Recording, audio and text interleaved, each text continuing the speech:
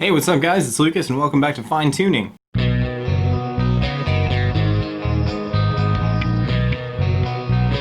guitar that we're going to use is this. So this is a Squier Bullet Mustang. So this is a very, very inexpensive guitar. This was purchased from Sweetwater. These are about $150, which is, of course, extremely inexpensive.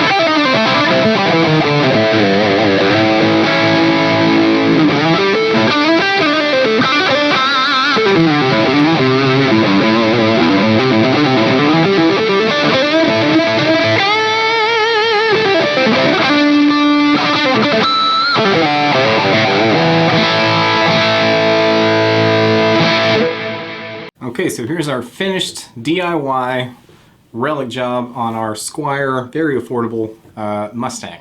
So before we get into the sound clips, let's just do a quick overview of everything that I've done to the guitar and everything that's been changed. So the only part of the guitar that's actually been changed or replaced, I guess I would say, is the pickups. And I didn't actually need to replace the pickups, it's just that I had these lipstick ones lying around from another project and I thought they looked cool, it might look cool in this guitar. And they do, and they sound good, so.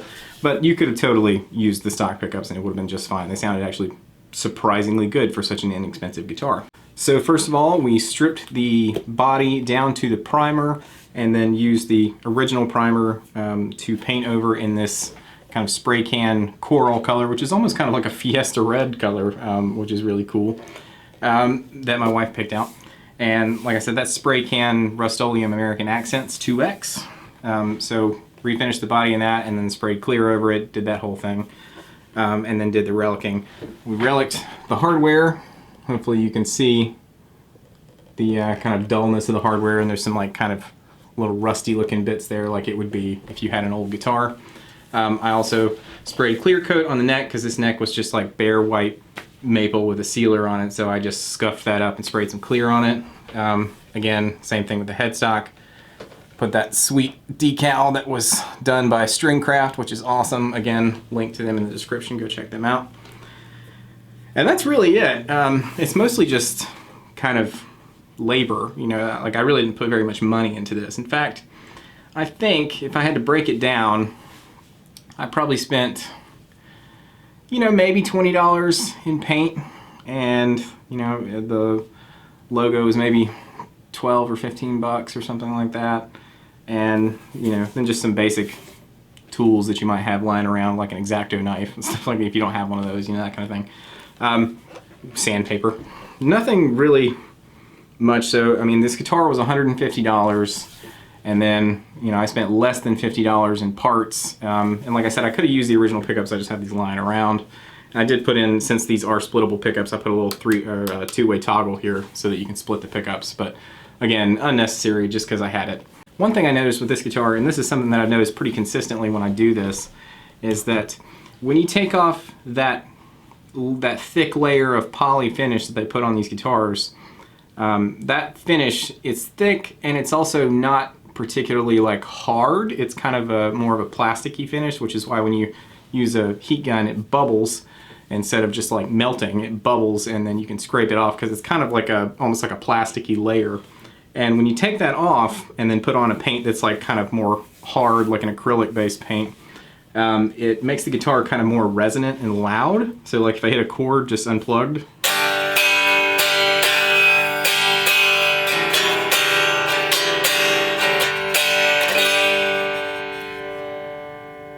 so the guitar is just vibrating like all throughout it, just really, really resonant now. And it wasn't that way before. So to me, that's an improvement. So even if you just didn't like the Relic look and you wanted to just, you know, refinish it, I think you would still get the benefit if you use some kind of paint like this that just makes the guitar more lively and resonant. You know, how well does that translate through pickups? That's kind of debatable, but it feels nice to play. Like, it just makes the guitar feel more alive. It's more inspiring to play, I think. So let's check out what it sounds like. Down in the corner, you can see there I've got my old Fender Blues Deluxe combo, and I'm not actually using the speaker in the combo right now. I'm using my torpedo capture to send the amp signal directly into my interface, and I'm using an impulse response of a Marshall 4x12 cabinet. Just because I didn't want to bother with miking it all up and everything. It's really easy to get a good sound with a tube amp plugged directly in if you use a capture and an IR. So this is our kind of clean sound with just some reverb on it, and like I said, there's a two-way toggle here that I can use to split the pickup. So this is a bridge pickup in humbucking mode.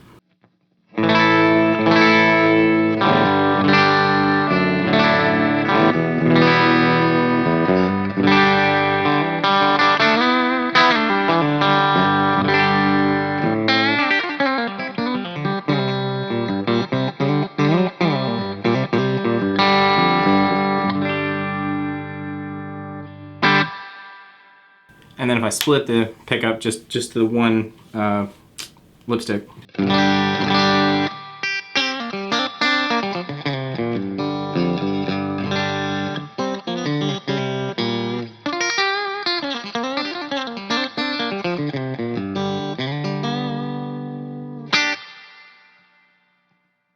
Here is both pickups together in full humbucking mode.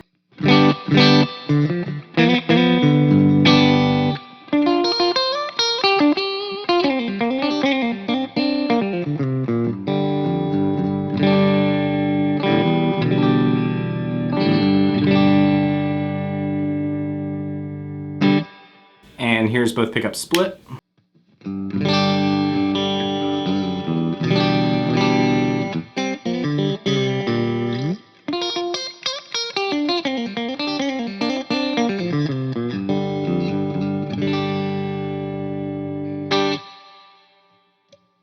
Here's the neck pickup in humbucking mode.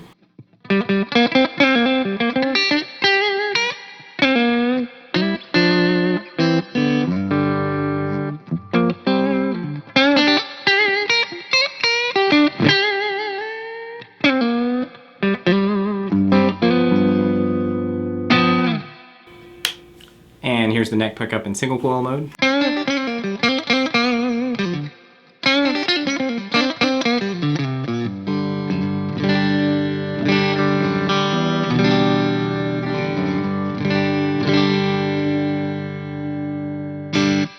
So these GFS lipstick humbuckers are pretty cool because they are wound pretty hot. So when you're in humbucking mode, you know, they feel more like regular kind of humbuckers. They're a little bit on the twangy side.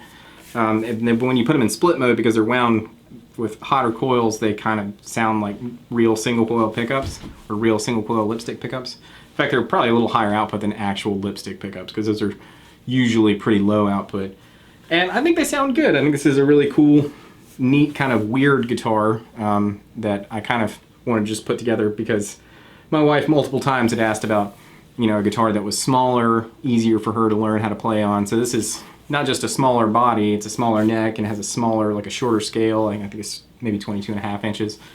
And it's just more compact. It'd be easier for her to play since she has a smaller frame than I do.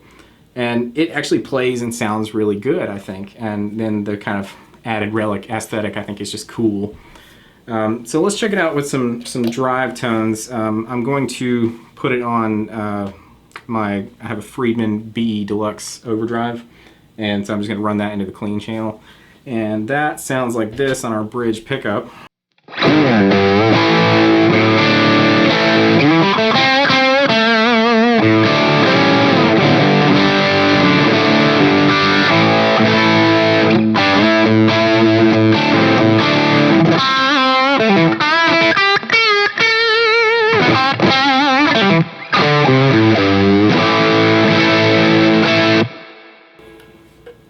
And if I split that,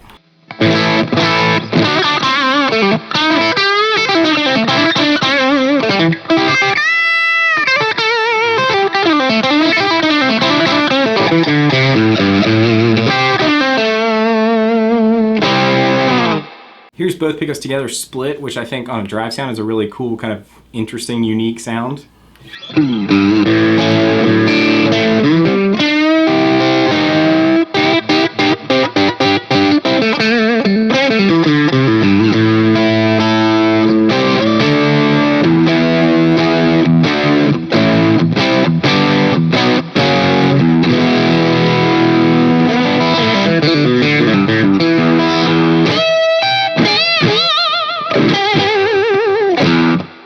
Here's the neck pickup split on that same sound.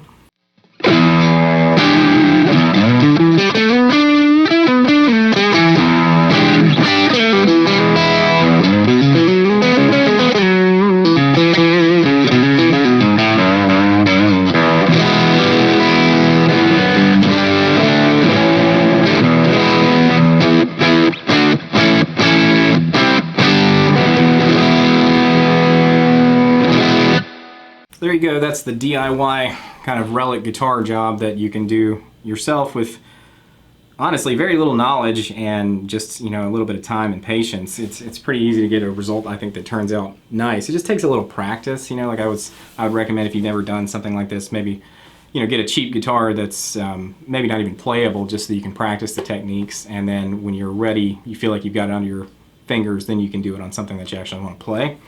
I think this turned out really good, especially the back. I think this looks like really cool. I don't know how well that'll catch in the light, but the checking is really nice looking, and the scrapes and everything, the paint chips, like it's relatively believable. I think, you know, anyone that's like a pro would look at it and go, oh, that's not real, for multiple reasons.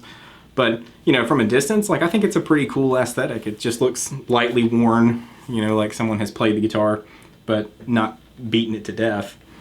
But anyway, if you have any questions about how I did this, you know, refer to the other videos in this playlist, which I'll have, you know, this all in one playlist, or by all means leave a comment with a question and I will do my best to answer anything that I can. And I know I kind of glossed over some of that.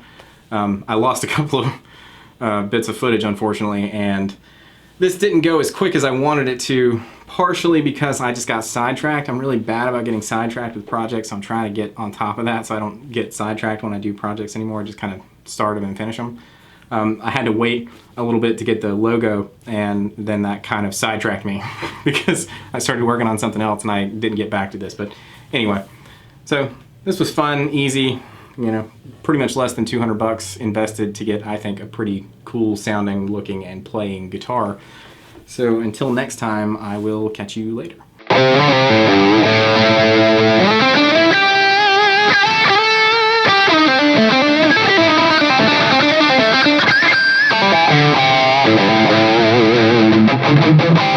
Bye.